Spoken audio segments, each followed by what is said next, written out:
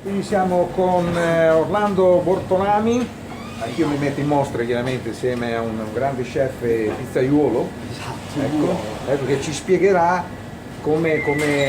chiaramente viene preparata la pizza, quali sono le pizze qui al Mediterraneo dove tutto gira attorno alla pizza, ma ci sono anche dei piatti. come dargli la volta, C'è un menù chiaramente. chiaramente le pizze si dividono in quattro tipologie di impasti che vanno dalla spianata, che è un impasto molto sottile a base di farina di farro, lavorato sia con lievito madre che anche con un po' di lievito di birra, ma con degli excursus molto lunghi, quindi lasciando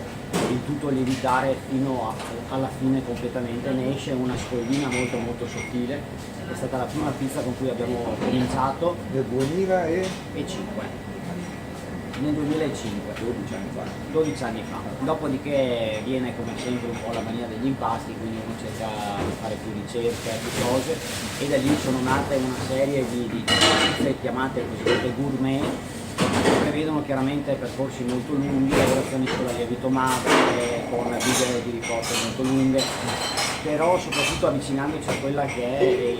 la farina esclusivamente lavorata a pietra e di grani antichi, che ormai sembra una cosa bistrattata di cui tutti parlano, ma che in realtà non è ancora così tanto, perché che si lavorino veramente queste tipologie di farine non sono molti, e da questo ne derivano chiaramente delle fermentazioni lattiche, che quindi ci sono i glutini che vengono predigeriti, e di conseguenza quando noi andiamo a mangiare il prodotto, uno, abbiamo i ricordi di un tempo, di queste fragranze, di questi profumi di grano, che chiaramente non sono dati dalle aggiunte di crusche tostate o cose di questo tipo di cui noi non usiamo nulla, ma bensì proprio dai grani in sé.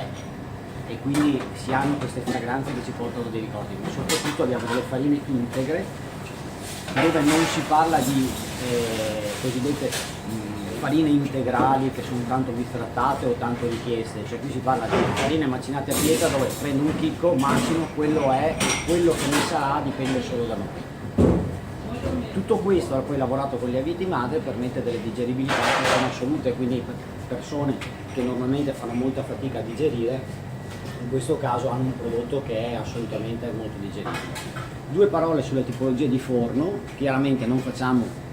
pizza napoletana, facciamo delle pizze gourmet, di conseguenza abbiamo bisogno di stabilità di temperature, lavoriamo su pietra, su forni elettrici, perché con questa tipologia di pizze questi sono i forni che vanno bene. Non abbiamo bisogno di dare profumi alle farine 00, non ce le abbiamo.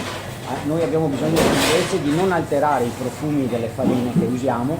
e di conseguenza questa tipologia di forno è un forno che permette di lavorare con le temperature precise,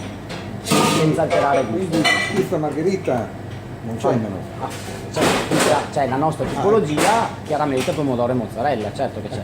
Rimango della scuola di pensiero che comunque la pizza è pizza, quindi deve essere succulenta, deve presentare gli ingredienti che normalmente vanno sulla pizza, chiaramente con delle piccole sfumature ci vanno, però non dimentico mai che la pizza è una cosa succulenta, e come tale quando la mangio desidererei quasi sporcarmi e non degustare solo la pasta, perché la pasta è un componente della pizza che deve essere buonissimo e fantastico, ma se voglio mangiare la pasta la mangio da sola.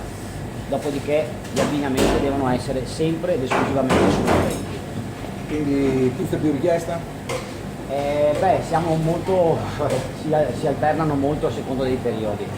Diciamo che la nuvola sta andando tantissimo, che è una lingua con solo grani antichi siciliani, che viene cucinata, io la chiamo semplice, cioè sopra, oppure addirittura ripiena all'interno, quindi cucinata bianca, tagliata e poi riempita. In questo periodo abbiamo realizzato la soffiata, che è fatta solo con un grano antico che si chiama Maiorca, ed ha la prerogativa di essere uno dei pochi grani antichi teneri rispetto a tutti i grani antichi duri che si trovano in Sicilia. L'abbiamo voluta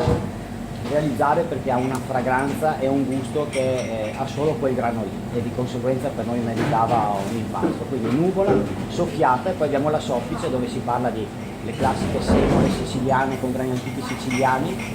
dove è una pizza molto molto alta, ma di una leggerezza incredibile.